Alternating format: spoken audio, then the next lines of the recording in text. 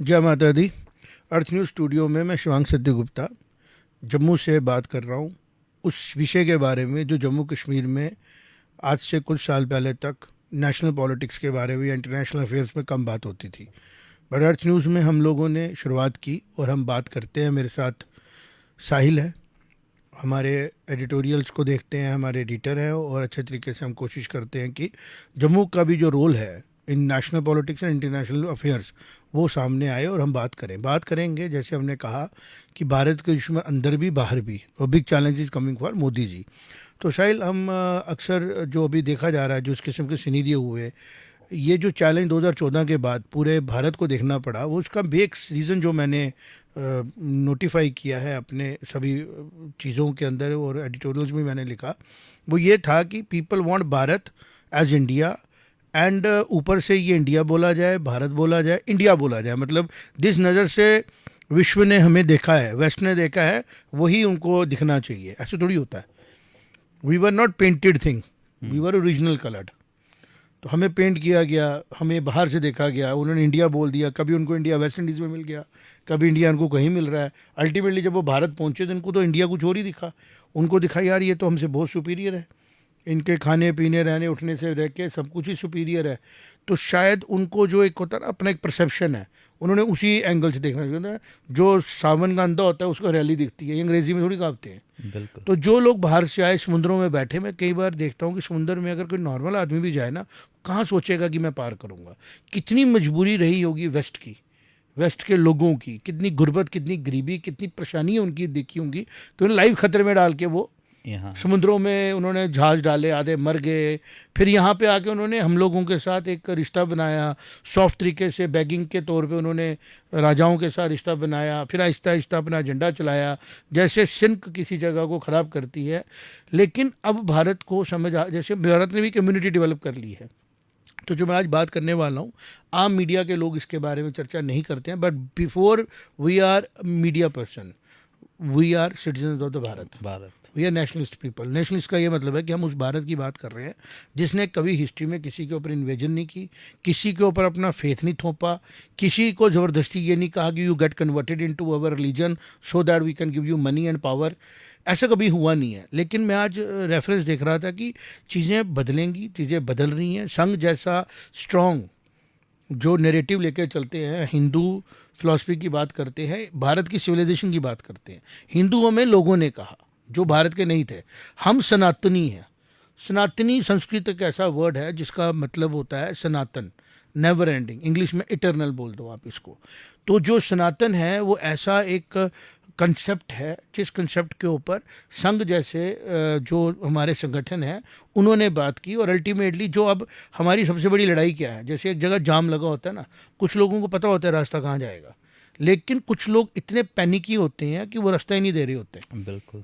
तो उस टाइम पे सख्ती भी करनी पड़ती है, लाइन भी लगाना पड़ता है और फिर लाइन से सब लोग गुजरते हैं। वो जो कुछ मिनटों का या कुछ सेकंड्स का वो जो डिसीजन है ना, स्ट्रक्ट लेना पड़ता है।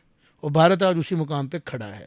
भारत में अंग्रेज़ आते हैं डिप्लोमेसी के साथ, एजुकेशन को पेनिट्रेट करते हैं, मुग़ल आते हैं, फेथ को डिस्टर्ब करते हैं, अपना फेथ थोपते हैं। लेकिन अकबर को यहाँ पे रहने के कुछ सालों के बाद पता लगा कि जो भारत का अपना कल्चर है उसके साथ अलाइन किए बगैर मैं मुग़लों का फ्यूचर नहीं। और वही हुआ। After the रजीम of Akbar Aahista Aahista Mughal जो बहुत बड़े शक्ति बन चुके थे वो ख़त्म हो गए।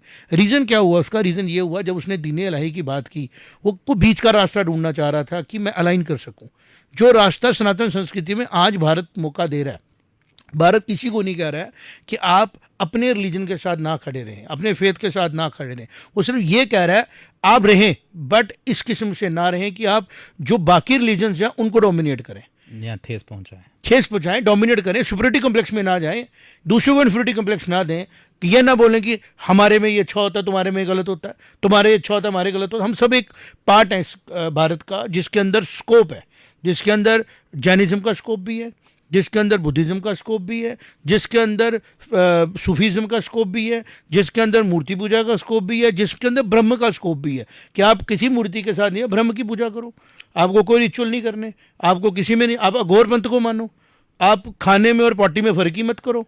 उस लेवल पे चले जाओ। तो ये इतनी डाइवर्सिटी जो सनातन भारत ने दी, तो वो जो अब इम्पोज करनी पड़ेगी अगर तरीके से चलना नहीं होगा तो, क्योंकि वही फ्यूचर है भारत का, वही वर्ल्ड का फ्यूचर है कि राइट को अगर आपको बताना है, जाम से खोलना है, तो उसके बीच में चैलेंज क्या मैं देख रहा हूँ मोदी जी के लिए आ रहा है कि एक है कि हमें सरकार में आना है, भारत के ऊपर हमें सरकार चाहिए, हमें स्टेट्स में सरकार चाहिए, हम लोगों को कन्विंस कर लें। तो लोगों को कन्विंस तो वो भी कर रहा होता है, सामने से गाड़ी आ रही होती है और दूसरा मोटरसाइकिल लेके आ रहा होता है, यहाँ से गाड़ी जा रही होती है, उसको दिख ही नहीं रहा होता, उसको लगता है मैं किसी तरीके से आगे निकल जाऊंगा।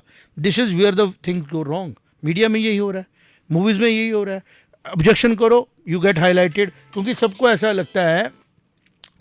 लगता है कि अगर मैं रूल तोड़ रहा हूँ तो मैं कोई बड़ा काम कर रहा हूँ। भाई रूल तोड़ने के बजाय रूल मॉडिफाई कराओ, सड़कों पे आके रूल मॉडिफाई मत करो। इलेक्शन हर 5 साल में हो रही है, मुद्दे की बात करो। खुद को पावर में लाने के लिए अगर आप किसी चीज़ को आगे लेके जा रहे हो तो आप शायद राइटियस के साथ नहीं जा रहे हो, आप किसी एम्बिशन की तरफ जा रहे हो।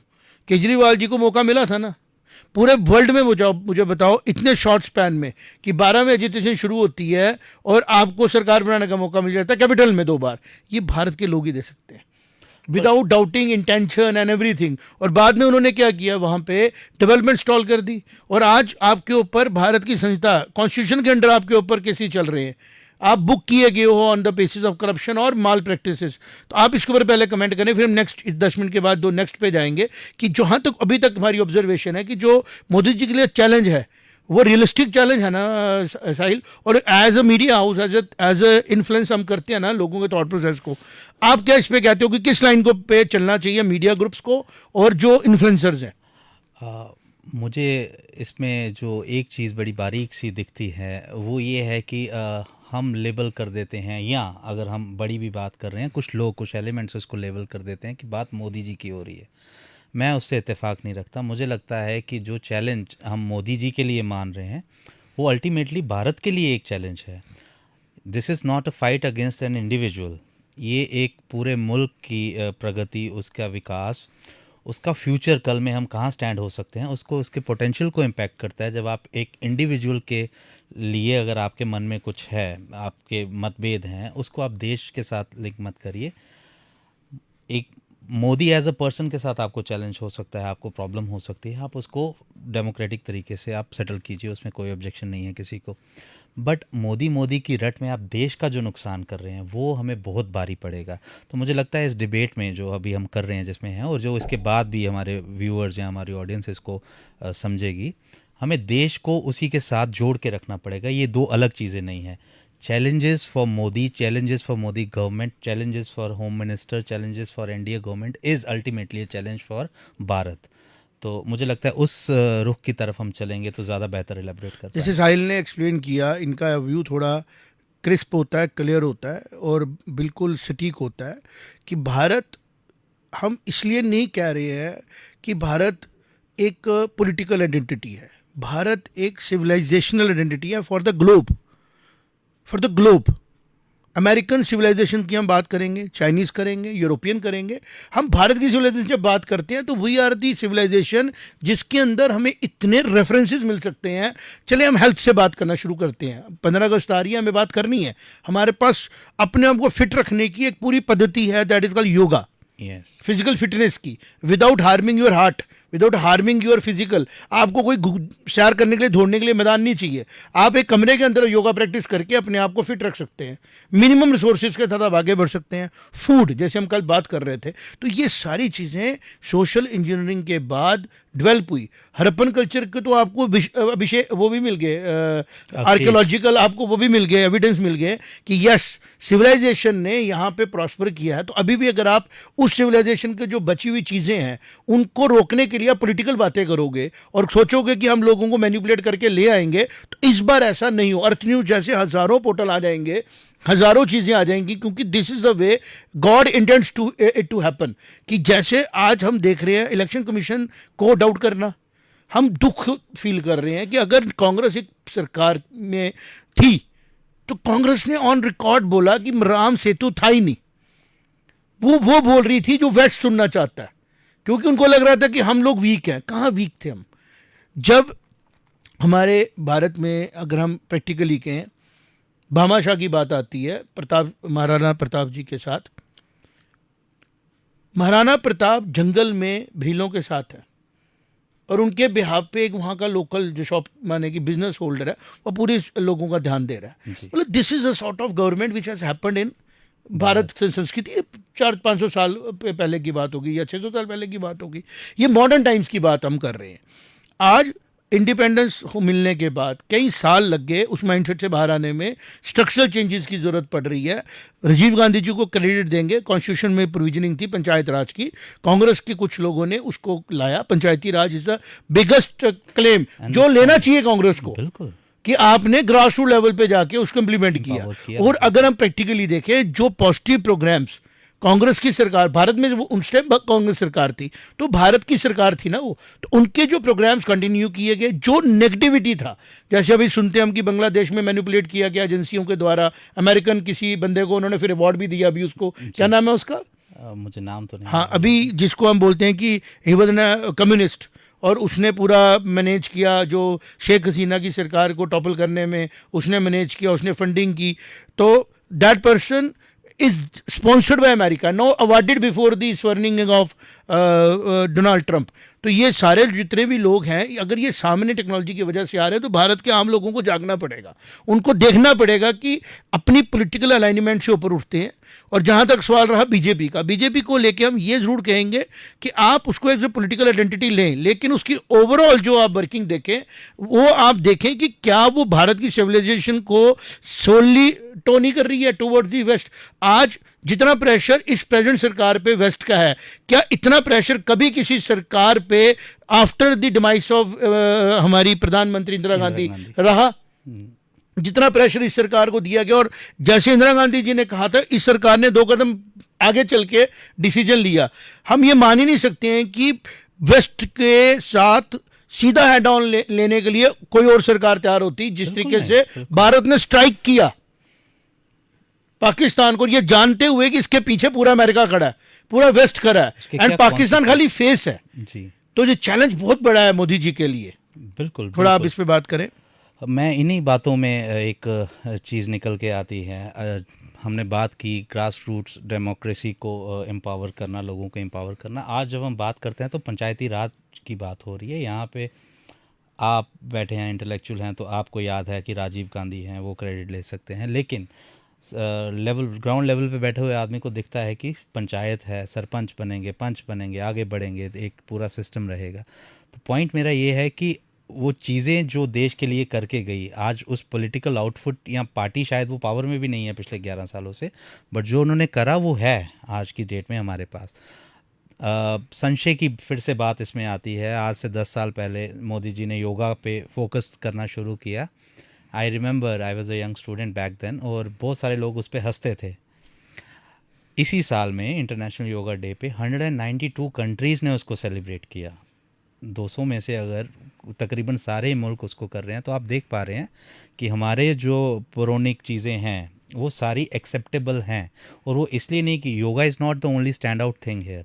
बहुत सारी चीज़ें यहाँ तो एक्सेप्ट करी जा चुकी हैं, यहाँ हम आगे देखेंगे कि होंगी। तो ये जो संशय की बात है, ये मुझे नहीं लगता कि आपको अपने पॉलिटिकल आइडियोलॉजीज़ या आपके जो बिलीव्स हैं उनके बेसिस पे कंट्री पे आपको अटैक करना चाहिए। इसका एक बहुत ही महीन सी एक लाइन होती है जिसको आप क्रॉस नहीं कर सकते। इसका ध्यान रखना बहुत ज़रूरी है। चैलेंजेस की यहाँ तक बात आ रही है, वेस्ट पे हेड ऑन लेना इस अप्रैल मई के बाद, सरकार को पता था कि वो किससे लड़ रही है। वो पाकिस्तान नहीं था, उसके पीछे क्या ताकत थी, उससे उन्हें लड़ा। उनको उसके कॉन्सिक्वेंसेस पता थे।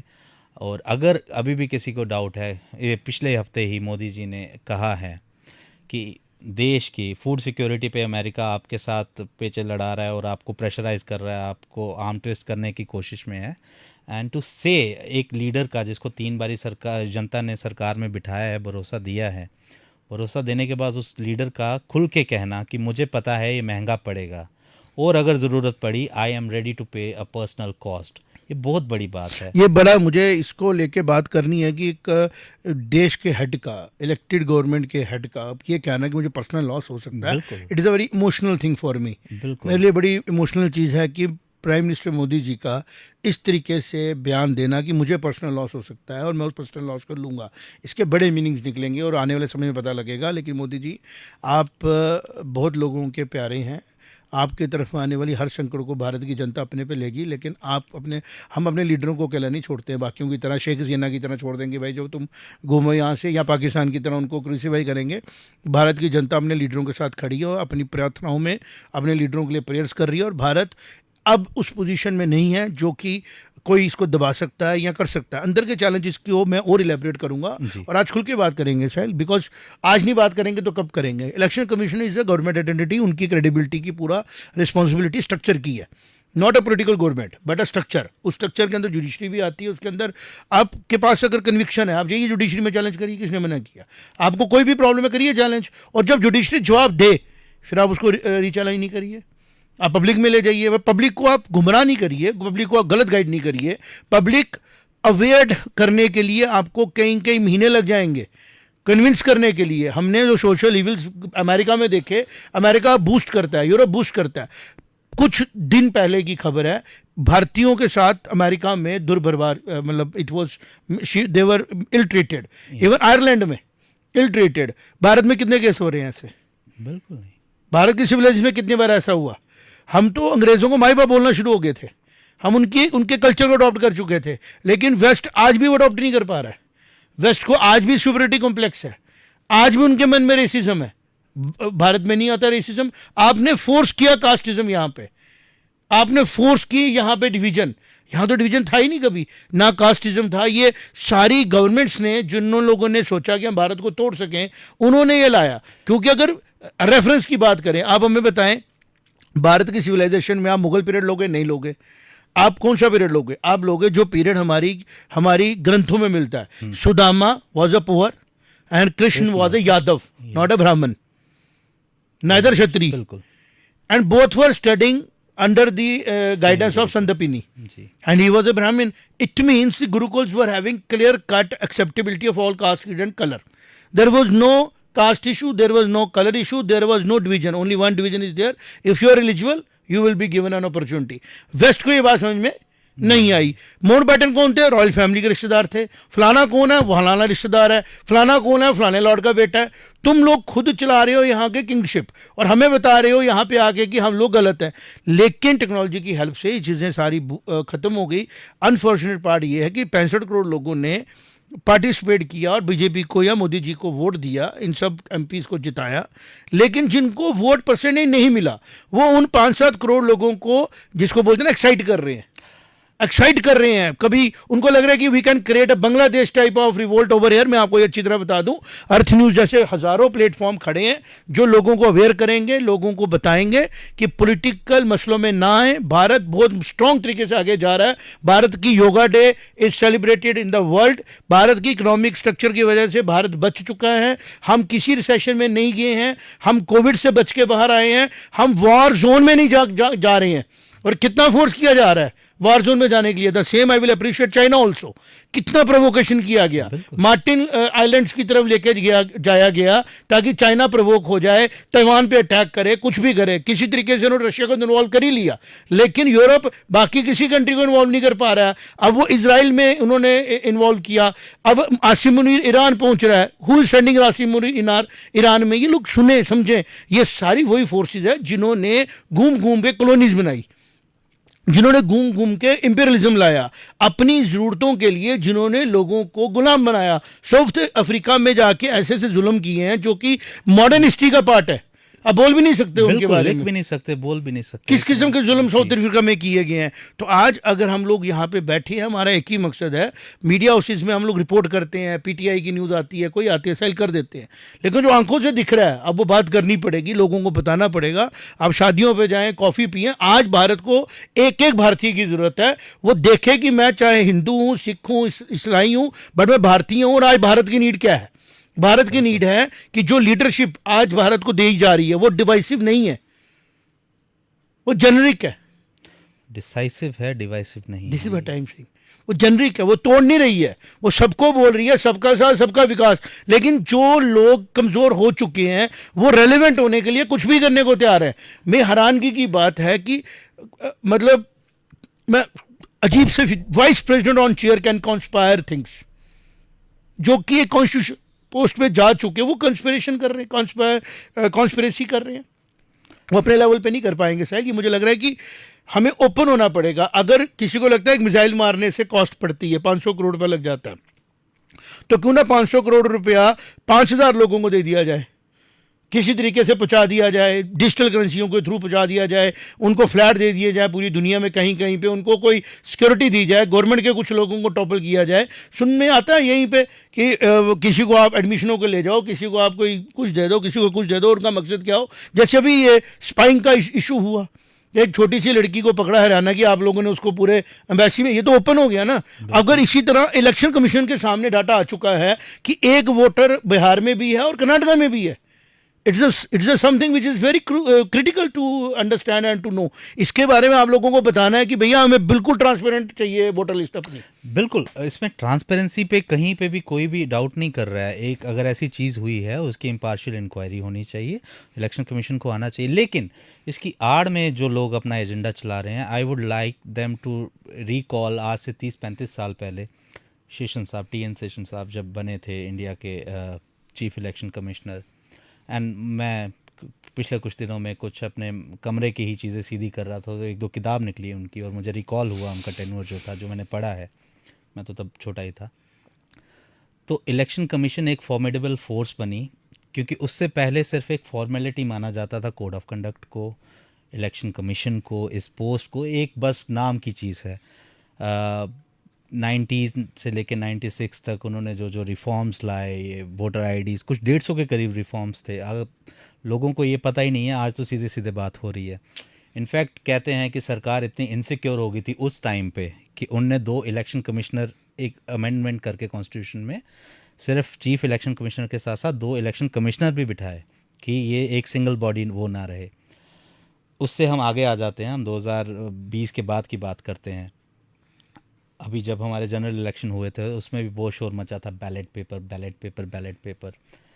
कोइंसिडेंटली उसी टाइम पे या उसी के आसपास पाकिस्तान में भी जनरल इलेक्शन हुए और हम सब ने देखा कि क्या हुआ था वहाँ पे। ये किसी को याद कराने की ज़रूरत नहीं है। 4-4 दिन आपके एक बूथ को आप रिकॉर्ड नहीं कर पा रहे हो, उसका काउंट नहीं ले पा रहे हो। रिगिंग हो रही है उस लेवल की कि आप सब खुलेआम हो रहा है। अब मैं कह रहा हूँ कि 35 साल पहले जो रिफॉर्म आया, आपको ट्रांसपेरेंसी चाहिए, आपको उसमें इंक्वायरी चाहिए, सरकार मना नहीं कर रही है, इलेक्शन कमीशन मना नहीं कर रहा है। वो कह रहा है एक ओथ साइन कर दो, हम इंक्वायर करते हैं इसमें, हम पूरी एक इन्वेस्टिगेशन बिठाते हैं और ये इसको ठीक करते हैं। बिठा दीजिए, ये मेरी भी मांग है, ये आपकी भी मांग होनी चाहिए, हर भारतीय की मांग होनी चाहिए, और ये किसी को कोई इससे ऑब्जेक्शन नहीं है। उसकी आड़ में इस एक सिंगल इंसिडेंट या एक सिंगल डाउट के चक्कर में, जिसका अभी तक हुआ भी नहीं है कोई खुलासा, एक इन्वेस्टिगेशन हुई नहीं है, एक आदमी ने क्लेम किया है, इलेक्शन कमीशन को उसका काम करने दीजिए, उसके बाद रिपोर्ट आती है उस पर बात कीजिए। लेकिन उससे पहले ही अगर आप स्क्रैप करने की बात करते हो तो आप प्लीज़ याद कीजिए पाकिस्तान में क्या हुआ 2 साल पहले।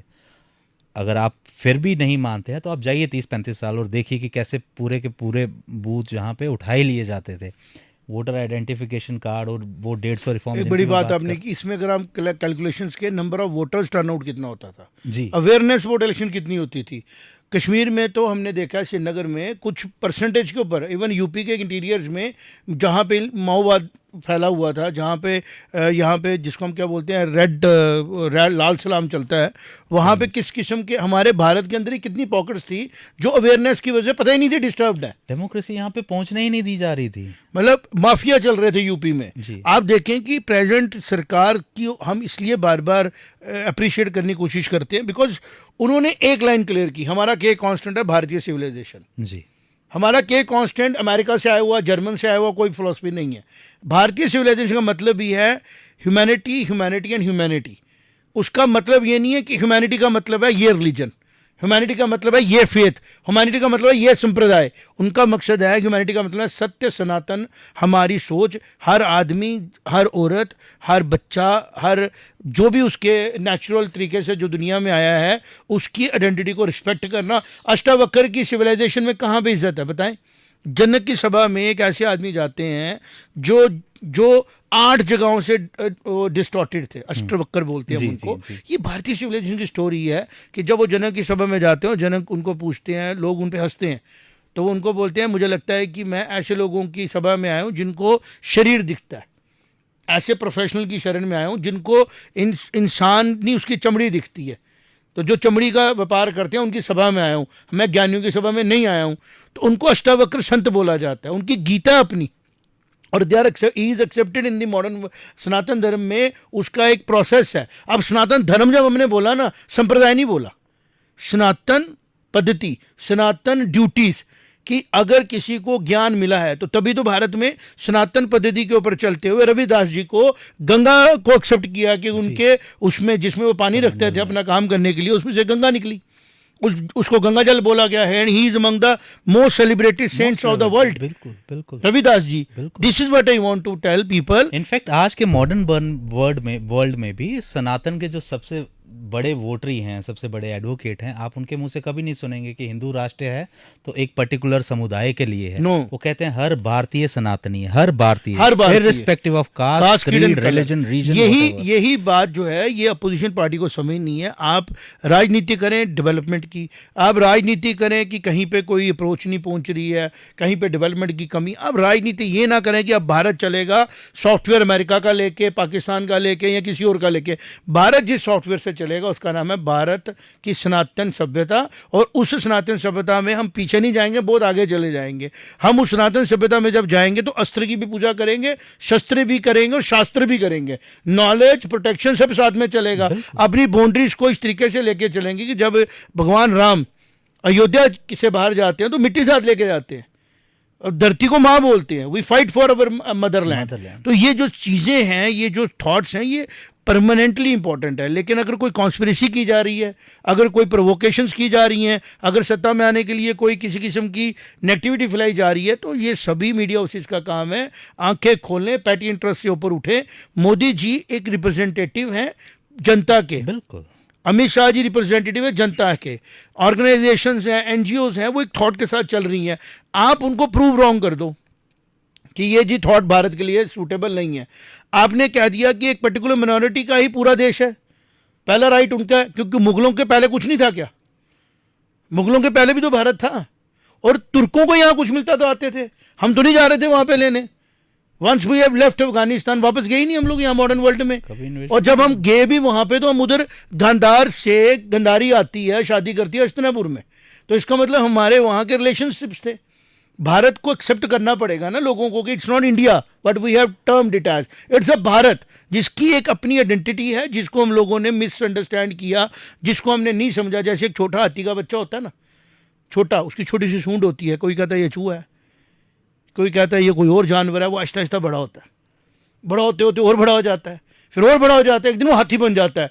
लोगों को एक्सेप्ट ही नहीं होता कि यार हम तो इसको चूहा समझ रहे थे, छोटी सी इसकी शक्ल चूहे जैसी थी। उनको ये नहीं ना पता लगा कि ये हाथी का बच्चा था, हमने नहीं समझा इसको। तो भारत हाथी नहीं है, बब्बर शेर था, बिल्ली समझ रहे तो गलती आपकी थी ना। बिल्कुल। और अब जो लोग तिलमिला रहे हैं इस चीज़ पे, उनकी तिलमिलाहट से हमें इम्पैक्ट नहीं होना है। जैसे आप कहते रहते हैं और मैं भी इससे काफ़ी इम्पैक्टेड हूँ कि there is a difference between a politician and a leader. तो मुझे लगता है कि पॉलिटिक्स अपनी जगह है, अपोजिशन को भी ये बात समझनी चाहिए कि भारत का इंटरेस्ट सर्वोपरि है, लेकिन उससे कहीं ज़्यादा ज़रूरी है देश की जनता को ये समझना कि जो अटैक मोदी जी पे हो रहा है, या मोदी जी की जगह कोई भी होता जो भारत को रिप्रेजेंट कर रहे हैं, जो अटैक सरकार पे हो रहा है, जो चैलेंजेस उनके लिए हैं वो देश के लिए हैं, वो देश पे हो रहा है। तो आप भी प्लीज़ अपने सजग, अपनी समझ के साथ सारी चीज़ों को देखें। डू नॉट गेट इन्फ्लुएंस्ड, क्योंकि आप हैं देश का कोर, आप बनाते हैं इस देश को। अगर वहाँ पे कोई गड़बड़ होगी तो देश पीछे जाएगा। देखिए साहिल, इसमें बड़ी इंपॉर्टेंट बात आती है। मैं आता हूँ एक एजुकेशन बैकग्राउंड से, मैं बच्चों को पढ़ाता हूँ। 22-23 साल पहले जब मैंने कोचिंग का एक माफिया बनते देखा ना, मेरे दिमाग में बात खड़की कि ये क्यों इतना ज़्यादा इन्फ्लुएंस किया जा रहा है, क्यों बच्चों को, मतलब पेरेंट्स आपके गलत है, पढ़ाई बुरी चीज़ होती है, डिसिप्लिन बुरा होता है, फ्रीडम अच्छा होता है, एक किस्म का डिस्टॉर्शन पैदा किया गया। और अब जब यूट्यूब आया, फेसबुक आया, रीलें आई, इन टीचरों की असलियत कमरों से बाहर निकल के आई। बिल्कुल, हम हैरान हो रहे हैं कि आप हमारी फ्यूचर जनरेशन को टोटली इनडिसिप्लिन बना रहे हैं, आप टोटली रॉ बना रहे हैं, आप उनको वो थॉट इंपोर्ट कर रहे हैं उनके दिमाग में, जो थॉट भारत को तो छोड़ो पूरे विश्व के लिए ठीक नहीं है। बिल्कुल। टीचर का काम है पढ़ाना। किस टीचर पे हमने सुना है कि उस पर मुकदमे चल रहे हैं? और आज आप देखेंगे ये जितने सेलिब्रिटी कोचिंग वाले माफिया, मैं तो मानता भी नहीं अभी वो देख रहे टीचर हैं हैं। इन्होंने जब बोला मुखर्जी नगर में हादसा हुआ, कह रहे थे 50 लाख रुपया देंगे।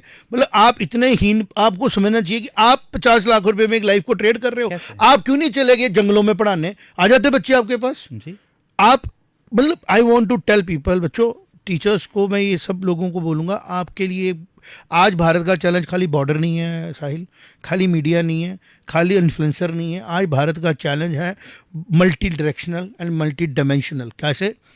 आपको अपने मीडिया हाउसेस को भी चेक करना है, आपको अपने बॉर्डर्स को भी चेक करना है, आपको अपने हाउसेस को भी चेक करना है, आपको अपनी पॉलिटिकल पार्टियों को चेक करना है, आपने अपनी इकोनॉमी को चेक करना है। रीज़न क्या है कि भारत हाथी का साइज ले चुका है और लोगों के मन में डर बन चुका है। राजनाथ सिंह जी ने गरज के बोला कि भाई अब भारत जो है ना उसको आप रोक नहीं सकोगे।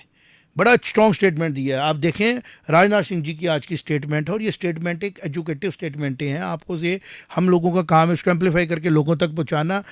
आप भारत के लिए 15 अगस्त आ रहा है, भारत के लिए दिन में आधा घंटा निकालें और स्टडी करें। चैट जीपीटी में जाएं, आप गूगल में जाएं, आप नैरेटिव्स में जाएं, आप देखें कि हमारा भारत सिविलाइजेशनल ग्रोथ के हिसाब से आज कहाँ खड़ा है, क्या उसकी ग्रोथ है, किस तरीके से प्रेजेंट जो गवर्नमेंट, पर्टिकुलरली मैं बोलूँगा, आपको निकालनी है जो गलतियाँ आपको दिखें। लेकिन अगर उसमें मेरिट्स आपको 10 में से 9 दिखते हैं और एक डिमेरिट दिखता है, वो पॉलिटिकल रीजनों की वजह से है, क्योंकि एक बहुत बड़ा वोटर है जिसको कंफ्यूज किया जा सकता है। जैसे कोई पैसे बांटना शुरू कर रहा था, जब इन्होंने बोला कि रेवड़ियाँ देख के वोट लिया जा रहा है। इस प्रेजेंट सरकार ने ना वैसे कोई भी कमिटमेंट्स कभी नहीं की।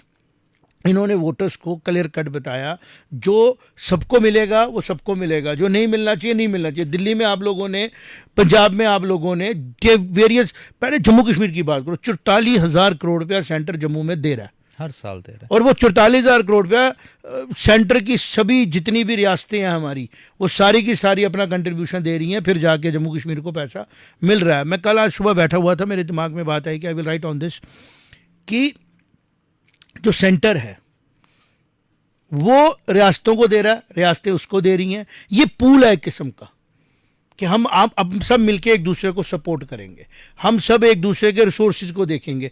किसी स्टेट का रिसोर्स हो सकता है टूरिज्म हो, किसी स्टेट का रिसोर्स हो सकता है मिनरल्स हो, किसी का हो सकता है इन्वायरमेंटल हो, किसी का वाटर हो। तो ये पूलिंग का काम है सेंटर का, ना कि हम सब अपना अपना डफली लेके शुरू हो जाए। जो हम देख रहे हैं, कोई एजिटेशन में बैठ रहा है, ये पॉलिटिक्स कौन कर रहा है? ये वही अपोजिशन की पार्टियां एट प्रेजेंट कर रही हैं, जिन्होंने भारत को एक पॉलिटिकल आइडेंटिटी से 3 आइडेंटिटियों में ले गए। अगर उस टाइम पे भी हम एक ही बात करते कि बात की बात है अंग्रेजों, पहले हमने भारत को रखना है साथ में, ये हमारा इंटरनल मैटर है, करेंगे, हम खुद करेंगे।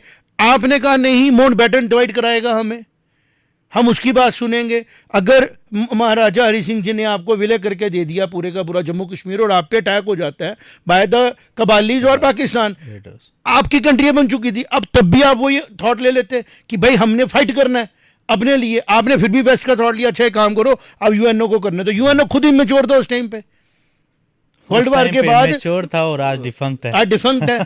तो मेरा ये कहना है कि आज भारत की जनता को कमांड अपने हाथ में लेनी पड़ेगी। कमांड अपने हाथ का लेने का मतलब है अपनी सोचों को लेकर चलना है, और जिसको आपने सरकार में बिठाया है उसके काम जो हो रहे हैं, वेबसाइटों पे जाइए, देखिए, फैक्ट चेक करिए और फिर कमेंट करिए। बिकॉज आज भारत के दुश्मन बाहर वाले भी ओपन हो चुके हैं, वो खुल के सामने आ गए हैं। नहीं तो आसिम मुनीर को अमेरिका में नहीं बुलाया जाता, जबकि भारत ने डोजियर देने से पहले बता दिया था कि the land of Pakistan has been used to hit Bharat through terrorism, Pahalgam. तो आसिम मुनीर को बुला के उन्होंने क्या मैसेज दिया? आज आसिम मुनीर को अमेरिका बुला रहे हैं, क्या मैसेज दे रहे हैं? तो अगर आज पाकिस्तान, अमेरिका और ये सारे लोग मिलकर भारत पे प्रेशर डाल रहे हैं, तो अंदर से भारत के साथ खोड़ खड़ा होना चाहिए भारत की जनता।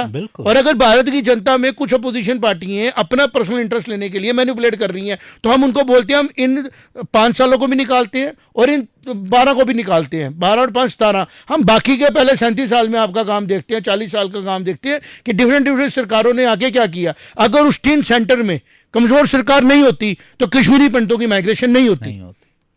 As simple as that. Centre की सरकार ने जब जब आपने कमजोर की, तब तक पूरे भारत में प्रॉब्लम्स आई। और आज आप देखें शिवसेना में भी चेंज हो रहा है। शिवसेना से जो शिंदे, आज मैं जम्मू कश्मीर में देख रहा था, सिंदूर के लिए होर्डिंगें लगी जी, हैं। उनका। शिंदे का ग्रुप, तस्वीर भी है उसमें, बाला इसकी उद्धव ठाकरे की भी है और दूसरी भी है। मतलब शिवसेना अपने आप को यूनिफाई कर रही है। तो कांग्रेस को समझना चाहिए, शिवसेना को समझ आ रहा है मेरे को क्या करना है और किसके तरफ अलाइन होना है। इस किस्म का अलाइनमेंट का मतलब है कि आहिस्ता आहिस्ता शिवसेना महाराष्ट्र में अलाइन हो रही है। लेकिन जो लोग एथिकली कंप्रोमाइज करते ही नहीं है कभी, इन्होंने बोला जी मुफ्ती साहब के साथ क्यों सरकार बनाई थी, फरूखुद्दौला साहब ने बोला क्यों नहीं बनानी थी। मेरा फ्रंट पेज का आर्टिकल है, मैंने बोला था कि जम्मू एक अलग रीजन है, कश्मीर एक अलग रीजन है। जम्मू ने क्लियर कट मैंडेट दिया है बीजेपी को, कश्मीर ने दिया है पीडीपी को। इन दोनों को दोस्ती करनी चाहिए, क्योंकि जम्मू कश्मीर को अगर आप रूल करते हो, अब वन साइडेड रूल थोड़ी कर सकते हो। अब लोगों की आकांक्षाएं नहीं मार सकते। और सेम चीज उन्होंने भी की, उमर अब्दुल्ला ने भी की। दो लोग लिए ना यहाँ से, कैबिनेट मंत्री भी लिया, डिप्टी चीफ मिनिस्टर भी लिया। तो अगर उस दिन मुफ्ती सरकार वन साइडेड सरकार बना देती और बीजेपी को बैठना पड़ता अपोजिशन में, हिस्ट्री माफ करती मुफ्ती साहब को कि आपने जम्मू की रिप्रेजेंटेशन ही नहीं ली। देखिए ये बड़ी सेंसिटिव चीज़ें होती हैं। अगर कश्मीर में ये चीज़ें नोटिस करने के बाद सेंटर को पता होना चाहिए कि जम्मू कश्मीर हो या कोई और स्टेट हो, अगर हम और पीछे जाएं, डिवाइड किसने किया स्टेट्स को, किन लाइंस पे स्टेटें डिवाइड हो रही थी, तेलंगाना कैसे बन रहा था। आपको समझना पड़ेगा कि डिवाइड करने से ताकत नहीं आती। 5 जो रशिया की कहानियाँ हैं ऑथर्स की, फिलोसफर्स की, भारत में भी है कि 4 आपने लाठियाँ इकट्ठी रखी हैं, टूटती नहीं है, अलग अलग करो टूटेंगी। आज अरुणाचल प्रदेश से लेकर गुजरात तक, कश्मीर से लेकर कन्याकुमारी तक सब स्टेट्स को इकट्ठा किया जा रहा है। सब स्टेट्स के कॉमन इंटरेस्ट की बात की जा रही है, रिवर्स को जोड़ने की बात की जा रही है। भारतमाला प्रोजेक्ट चल रहा है, एक्सप्रेस हाईवे बन रहे हैं कि सारी स्टेटें एक दूसरे को देखें, कल्चरल इंटरेक्शंस हों, यूट्यूब चैनल्स बन रहे हैं। ये एक पॉजिटिव एस्पेक्ट है जो कि पूरी दुनिया को अच्छा नहीं लग रहा है। चाइना में इतना बड़ा लैंड बैंक नहीं है लिवेबल, आधे से ज़्यादा चाइना जो है रेगिस्तान है, रह नहीं सकते वहाँ पे आप।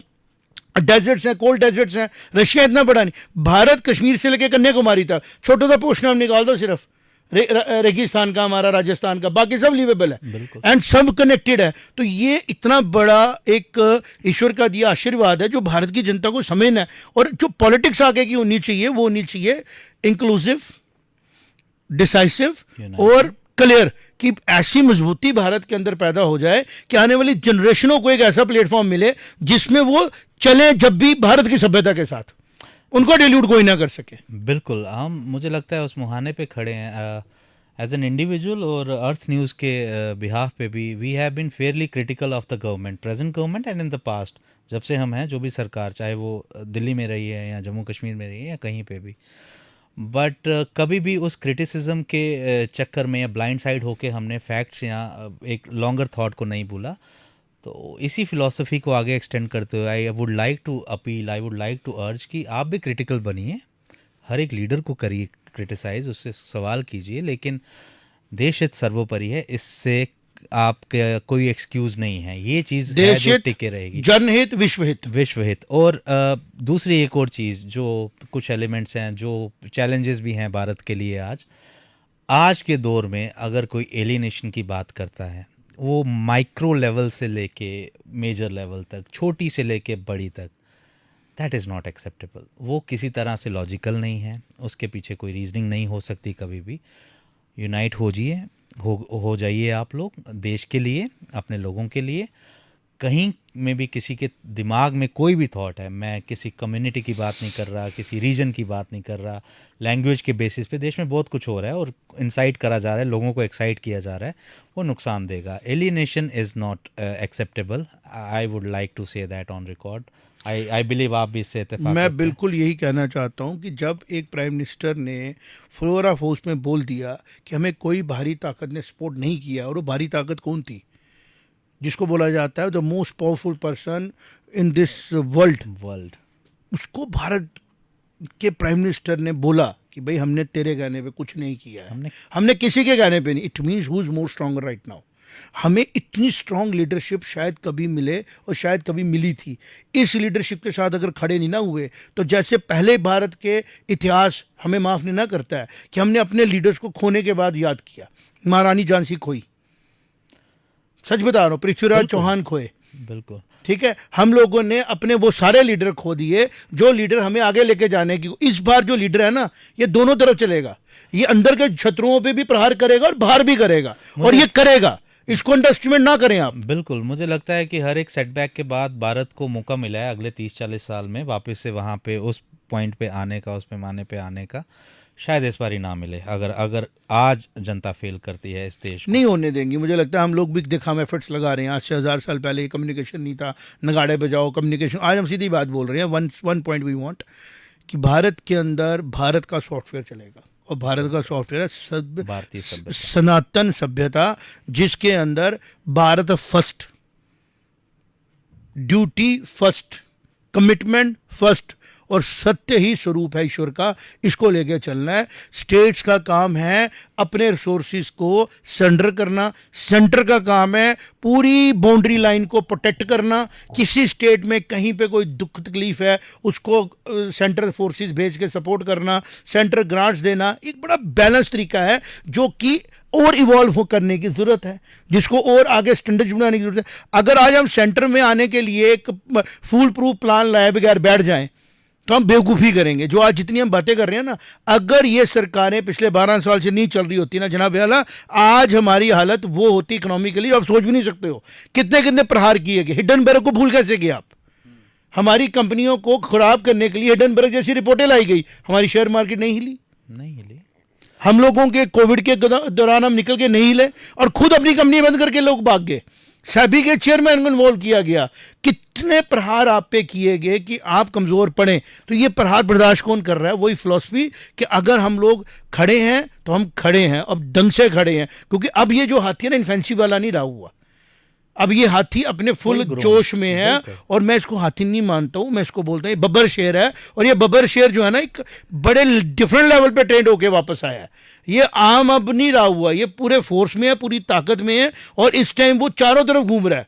तो जो शत्रु है ना, वो नैरेटिव वार अगर चला रहे हैं, तो अगर ये दहाड़ने पे आ रहा है ना, दहाड़ रहा है। आज राजनाथ सिंह जी बोल रहे हैं, नेरेटिव की बात हो रही है, केजरीवाल जी गुजरात जा रहे हैं, जाए, उनका राइट बनता है। लेकिन अगर 8 बार बीजेपी की सरकार आई है वहाँ पे, तो उसका रीज़न होगा, लोगों के काम किए होंगे, लोगों को पसंद आया होगा।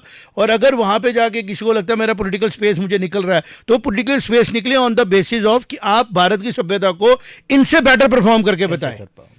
कंपटीशन अब ये नहीं है कि हम इलेक्शन जीते हैं, कंपटीशन अब ये है कि कौन ज़्यादा भारतीय सभ्यता को डाउन दी ग्राउंड फॉलो करता है, भारत की सभ्यता को कौन ज्यादा फॉलो करता है। ये कंपटीशन है जो भारत के लिए अच्छा है, बजाय इसके कि हम भारतीय सभ्यता को साइड पे करें और जो पिछले 40-50 सालों से आपने एजुकेशन दी है, वेस्ट के इन्फ्लुएंस वाली एजुकेशन दी है, वो डोमिनेट करे, जो यूनिवर्सिटियों में, कॉलेजों में दिखती है हर जगह पे। हमारे को, हमें भारतीय सभ्यता पे कंपटीशन करना है कि हमारी जो भी पॉलिटिकल पार्टी हो, उसका जो के कांस्टेंट होना, वो होना चाहिए टू अराउंड भारतीय सभ्यता, कि जब भी वो कोई बात करे रेफरेंस ले सनातन का, वो रेफरेंस ले भारत की सभ्यता का, वो रेफरेंस ले भारत की स्टोरीज का, वो वेस्ट का किसी का रेफरेंस लेके हमें ना बताएं कि भाई क्या आपका इन्फ्लुएंस है। मैं ये मानता हूं जिस दिन भारत अमेरिका जितना बड़ा बन गया ना, या उसकी लाइन पे भी बना, पूरे विश्व में शांति इसलिए आएगी क्योंकि भारत किसी को इंटरफेयर नहीं करेगा, भारत किसी को एक्सप्लॉइट नहीं करेगा, भारत किसी को जाके डिस्टर्ब करके उसके एरियाज में इंटरफेयर नहीं करेगा, भारत अपनी बॉर्डर्स प्रोटेक्ट करेगा। और देखें, अगर आपको अभी भी नहीं दिख रहा है तो आपके जितना मूर्ख कोई नहीं है, जिसको भगवान ने, ईश्वर ने, रब ने खुद प्रोटेक्ट किया लैंड को। 3 साइड समुंदर, 1 साइड हिमालय। अब सोचे ना कि what God is giving the direction कि this area is protected by me and I know how to protected. इसलिए बड़ी देर तक यहाँ पे एट्रोसिटीज नहीं हुई। 70-80-100 सालों में सारी नेगेटिविटी भाग जाती है। और जो आज पॉजिटिविटी है ये मॉडर्न वर्ल्ड में, ये कुदरत का कोई निज़ाम है, इसको समझने की ज़रूरत है और हार्डवर्क करने की ज़रूरत है। और हमने भी अपनी ड्यूटी फाइल अच्छे से दी, मीडिया हाउस चलाते हैं, न्यूट्रल रहते हैं, लेकिन जहाँ पे ट्रुथ हाई वन साइड है तो हम दूसरी तरफ क्या ही कमेंट करें। Give me a single point जहां पे अपोजिशन ने पिछले 12 सालों में लोगों के लिए पॉजिटिव बात की हो। Give me a single side. कोई याद आ रही है? मुझे तो नहीं आ रही कि जहां पे अपोजिशन अच्छा रोल प्ले किया हो प्रैक्टिकली ग्राउंड पे लोगों को बेनिफिट देने के लिए। मोदी गवर्नमेंट के सेकंड टर्म पूरा होने पे मुझे याद आ रहा है, एक मैंने कुछ लिखा था और उसका जो at the heart of that article was this कि Modi government has under promised and over delivered. Yes, under promised and over delivered. तो मुझे लगता है कि जितना मांगा या जितना उन्होंने कहा कि हम देंगे, उससे ज़्यादा ही दिया है। कुछ खराब नहीं है अभी। अपोजिशन ने कुछ सिग्निफिकेंट किया ही नहीं है, इस बात के शो डालेंगे, कभी वो वायलेंस फैला रहे थे, रफाल पे बात कर रहे थे, कभी किसी पे बात और कर रहे उसके थे। लिए हमें पीछे जान के खुद टटोलने की जरूरत नहीं है, जनता ने जवाब दिया है, 14 में दिया है, 19 में दिया है, 24 में दिया है। और अब भी जनता ही जवाब देगी। आज हमने छोटा सा एक प्रयास किया, अर्थ न्यूज़ स्टूडियो में मैं और शैल बैठे थे, क्योंकि बहुत ज़्यादा काम चल रहा है झूठे नैरेटिव्स बनाने का, चाहे वो सिंदूर को लेके हो, अपने अपने जहाज़ों को लेके हो, इकोनॉमी को लेके हो। तो ज़रूरी है सच भी उतने ही ज़ोर से बोला जाए, ताकि सच को लोगों तक पहुंचाया जाए, और लोगों के ऊपर है वो लोग सोचे, देखे, समझे और अपना ओपिनियन खुद बनाए। लेकिन कोशिश करें रास्ते का ऐसी गाड़ी ना बने जो सड़क पे जाम लगाए, ऐसी गाड़ी बने जो लाइन में चले और सब लोग अपनी मंजिल पे पहुंचे। जय माता दी। जय माता।